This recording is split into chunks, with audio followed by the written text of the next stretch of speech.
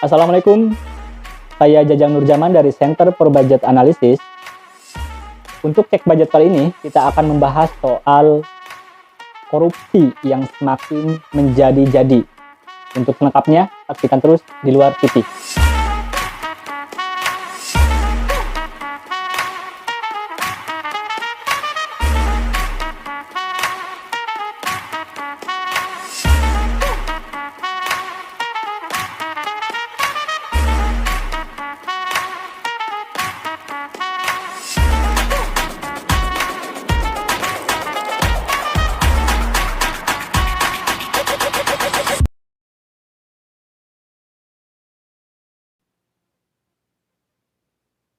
Bicara soal korupsi, berdasarkan survei terakhir dari Transparansi Internasional, indeks persepsi korupsi negara kita 37 poin. Dan angka ini menempatkan Indonesia berada di posisi 102 dari total 180 negara yang disurvei. Jadi jangankan masuk 50 besar atau bahkan 10 besar, negara-negara yang bebas dari praktek korupsi masuk 100 besar saja tidak sanggup. Jika kita melihat persoalan korupsi ini juga tidak lepas dari kepemimpinan Presiden Joko Widodo. Sejak Presiden Joko Widodo menjabat, persoalan korupsi di Indonesia ternyata semakin parah.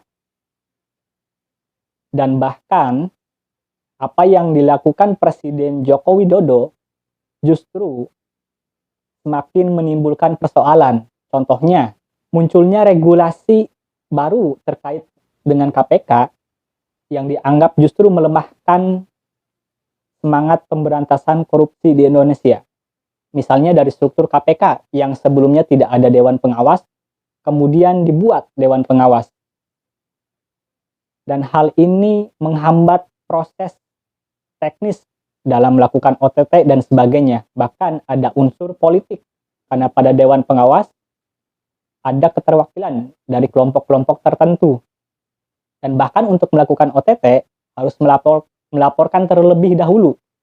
Kemudian, salah satu faktor dari peran Joko Widodo, kita tidak bisa menafikan bahwa majunya menantu dan anak Joko Widodo dalam pilkada semakin membenarkan praktik oligarki di Indonesia.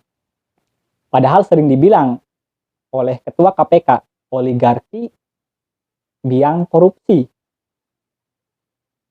Ketika ada oligarki, nanti bakal membuka celah praktek korupsi, kolusi, nepotisme. Dan yang terbaru, kita juga kaget.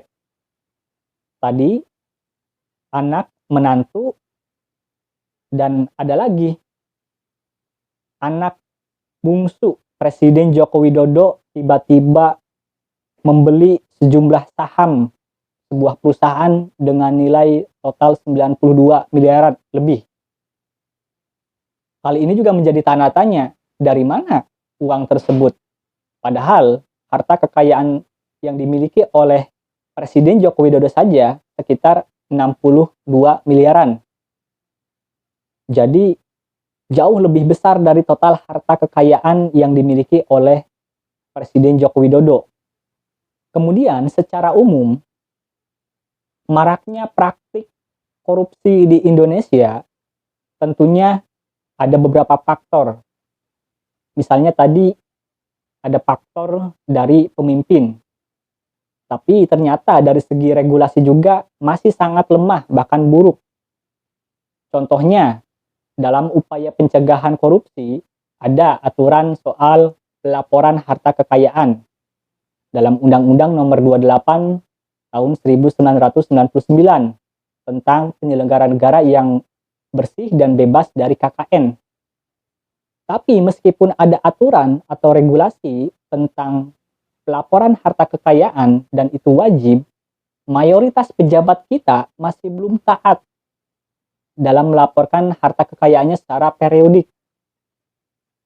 Bahkan disampaikan sendiri oleh Ketua KPK Firly Bahuri, laporan harta kekayaan di tahun 2020 95% tidak valid. Kemudian, selain regulasi yang lemah, ada juga dalam penegakan hukum yang masih lemah. Misalnya, dalam penuntutan hukum. Setelah ada koruptor ditangkap, namun tuntutan hukum yang diberikan atau diajukan oleh para penegak hukum kita, baik itu oleh KPK, polisi, kejaksaan, sangat rendah. Kalau dirata-ratakan, para pelaku korupsi hanya 2,5 tahun dituntut hukuman pidana atau penjara. Ada juga faktor rendahnya integritas dari para pejabat kita.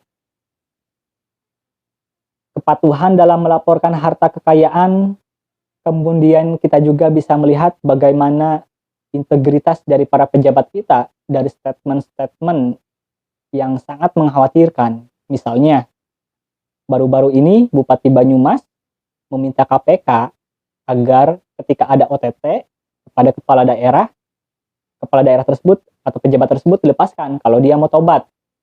Kalau tidak mau tobat, boleh ditindaklanjutin. Ini disampaikan di depan publik dan terang-terangan.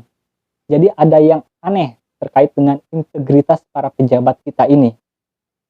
Selain ketidakpatuhan dalam melaporkan harta kekayaan, kemudian juga laporan yang disampaikan kepada KPK ternyata tidak valid.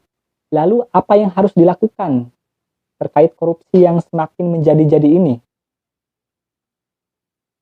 Salah satu yang bisa dilakukan tidak lain tidak bukan ya dari pemimpin kita, dari pucuk pimpinan, yakni Presiden Joko Widodo. Beliau harus memberikan contoh, beliau harus memberikan dorongan kepada aparat penegak hukum, kepada para pembantunya, menteri-menterinya, untuk menjalankan amanah sebagai penyelenggara negara atau sebagai pejabat negara dengan benar, dan mendorong para pembantunya, menteri-menterinya, termasuk juga mendorong legislatif, anggota DPR, untuk membuat tadi regulasi yang masih lemah. Misalnya, undang-undang terkait dengan pelaporan harta kekayaan yang masih ada kelemahan karena tidak ada sanksi yang jelas, agar segera direvisi. Kemudian, terkait dengan undang-undang BPK misalnya, yang juga ternyata masih banyak masalah. Dan banyak sekali regulasi aturan yang sebenarnya sudah ada dan masih banyak celah di sana sini. Dan bahkan belum dibuat aturan turunannya. Terakhir, Firly Bahuri, Ketua KPK juga sempat menyampaikan soal strategi dalam pemberantasan korupsi. Ada 3 dia sampaikan. Yang pertama, pendidikan masyarakat. Yang kedua, pencegahan dan penindakan. Ya sebenarnya ini umum. Namun yang perlu dikritisi, KPK saat ini cenderung fokus kepada pendidikan masyarakat dan pencegahan. Itu bukan hal yang buruk. Tapi KPK sesuai namanya, Komisi Pemberantasan Korupsi, tugasnya yang memberantas.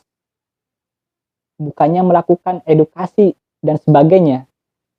Kalau masalah edukasi, masalah pencegahan, masih banyak instansi, lembaga, atau bahkan stakeholder, ormas, yang bisa dilibatkan.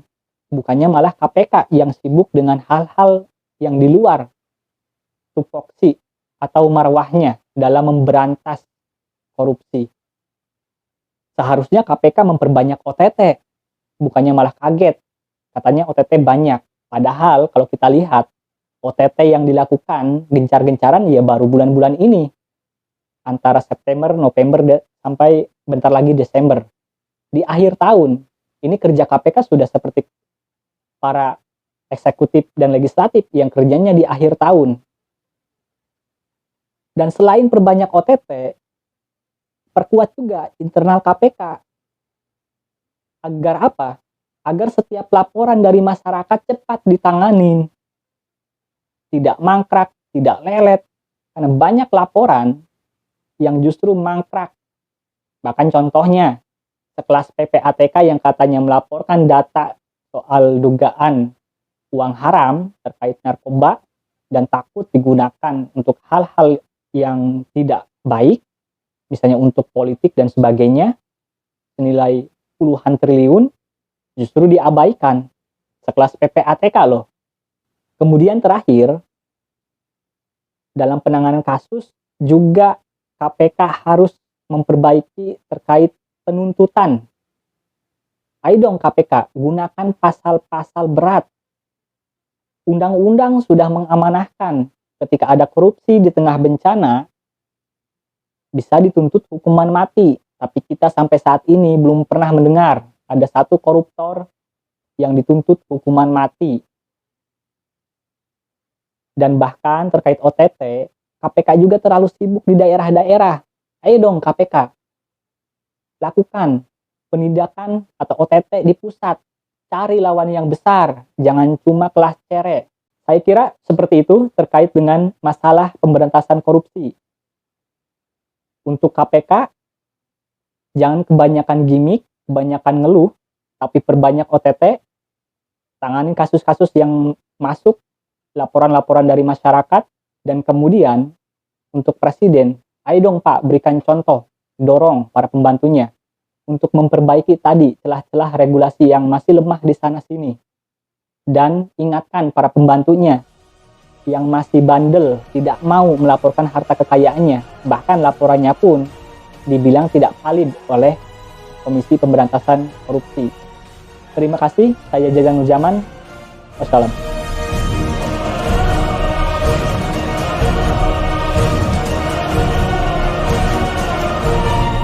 Mendorong aparat penegak hukum dan Komisi Pemberantasan Korupsi